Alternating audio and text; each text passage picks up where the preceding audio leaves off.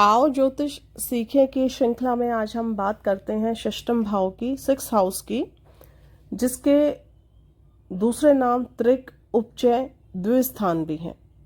इस भाव को स्त्री भाव भी कहा गया है और यह स्थिर भाव है। षष्ठम भाव से अन्य भाव की तरह हम बहुत सारे विषयों का विचार करते हैं।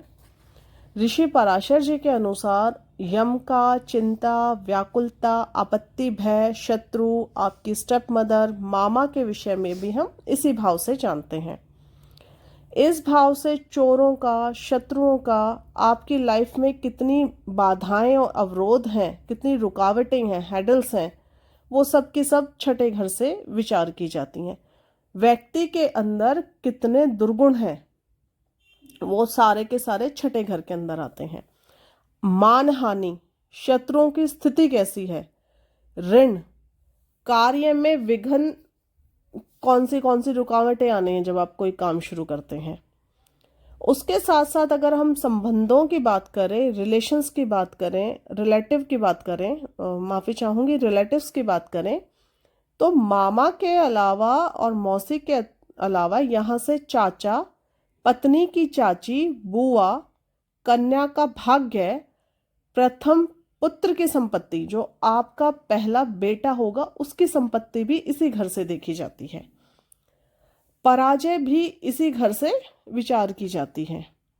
अगर एक डिफाइन में, एक छोटे सी एक सेंटेंस में इस घर के लिए बताया जाए तो आपके रोग, ऋण और शत्रु, इन तीनों का विचार ही इस भाव से किया जाता है।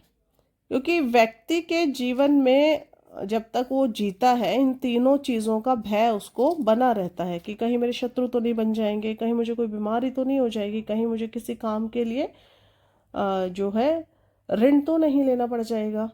जितने कुकर्म व्यक्ति करता है, उसके साथ साथ एक और चीज़ है जिसको हम नेगेटिव ऊर्जा कहते हैं, जिसको हिंदी में भूत बंधन कहा जाता है, वो भी इसी भाव से विचार किया जाता है। छठे घर में जितने पाप ग्रह बैठे हों उतना उत्तम, क्योंकि माइनस माइनस प्लस हो जाता है। नेगेटिव घर या नेगेटिव जो ग्रह है, नेगेटिव घर में बैठकर उसकी नेगेटिविटी को पॉजिटिविटी में कन्वर्ट कर देता है। थैंक यू, धन्यवाद। इसी प्रकार की और भी जानकारी के लिए आप हमारे चैनल से जुड़ सकते हैं। अपने विचार कमेंट सेक्शन में जाकर हमारे साथ साझा कर सकते हैं। अगर कुछ नया जानना हो तो वो भी कमेंट बॉक्स में। Thank you.